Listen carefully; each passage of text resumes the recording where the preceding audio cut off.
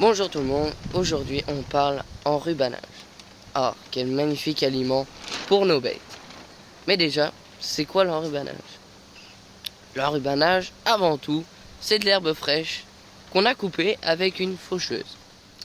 Ensuite, on l'a fanée, donc avec une faneuse, 1 à 2 fois pour enlever les impuretés, donc c'est-à-dire les poussières et la terre qui s'est collée sur le foin, pour avoir le maximum de chances de ne pas avoir d'impureté, ou du moins d'impureté dans la botte. Ensuite, on va venir endainer, donc c'est-à-dire avec un endaineur, mettre en ligne pour faciliter le pressage. Donc le pressage, là, choix de l'éleveur, ça peut être en botte carrée ou en botte ronde.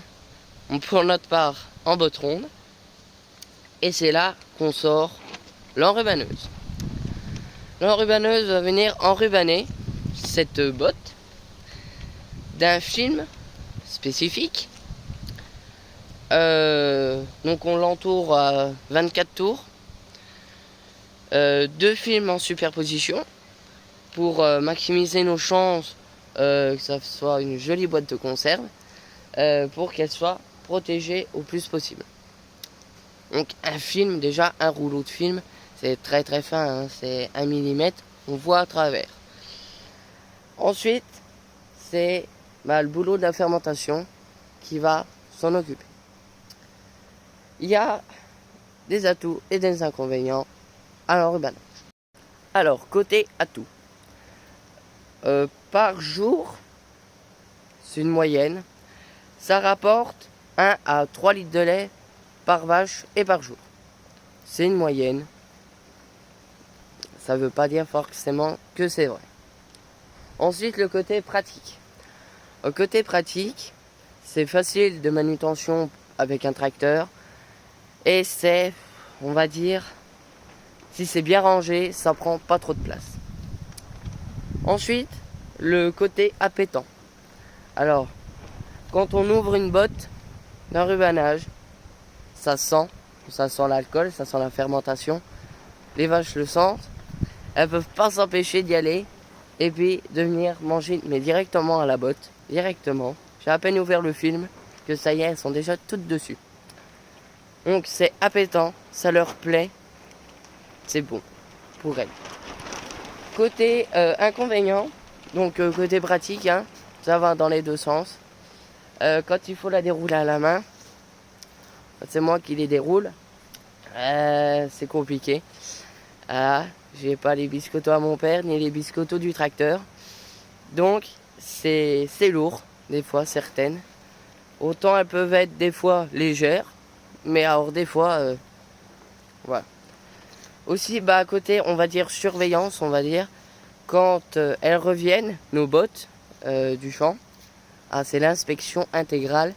Faut pas qu'il n'y ait de trous, parce que sinon après la fermentation se fait mal et la botte elle pourrit au lieu de fermenter correctement. Donc c'est pour ça que vous voyez des petits bouts de scotch noir.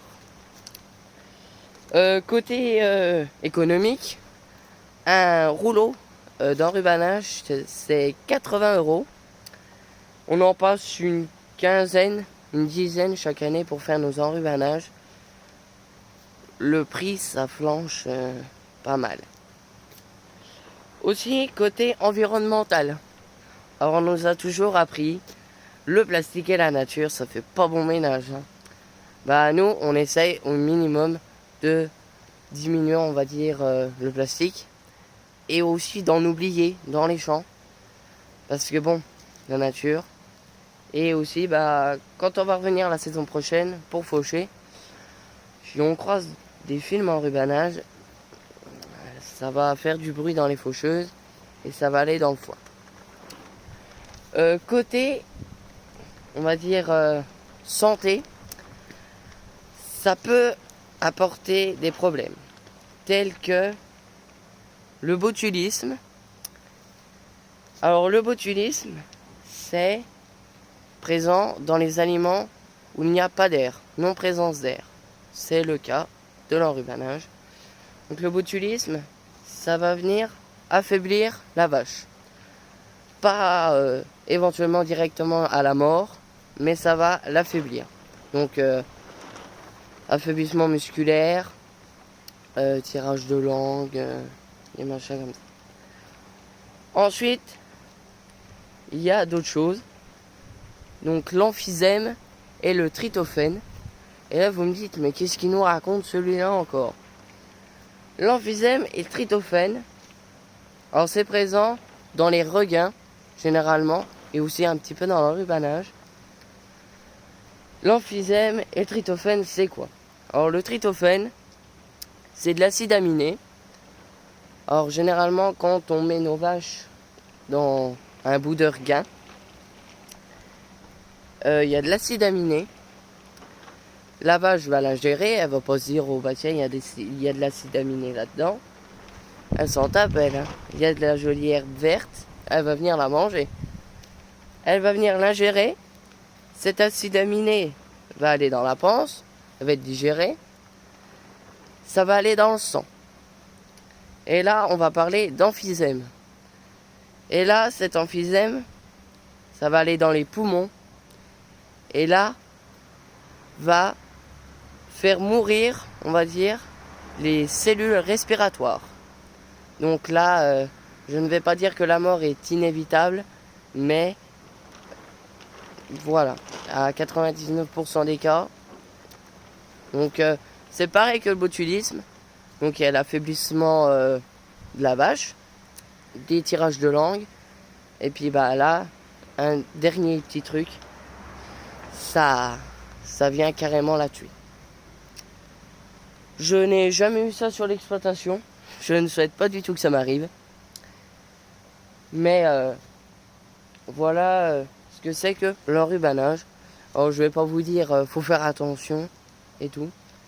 C'est juste que bah oui, faut faire attention qu'il n'y ait pas de petits trous dans l'enrubanage pour éviter tous ces petits cas-là.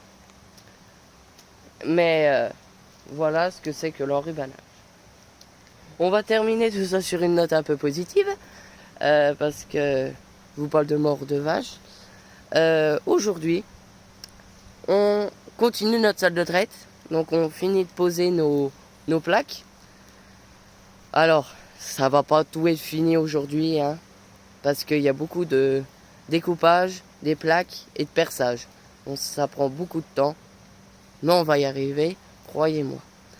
Je vous souhaite bonne journée et à bientôt.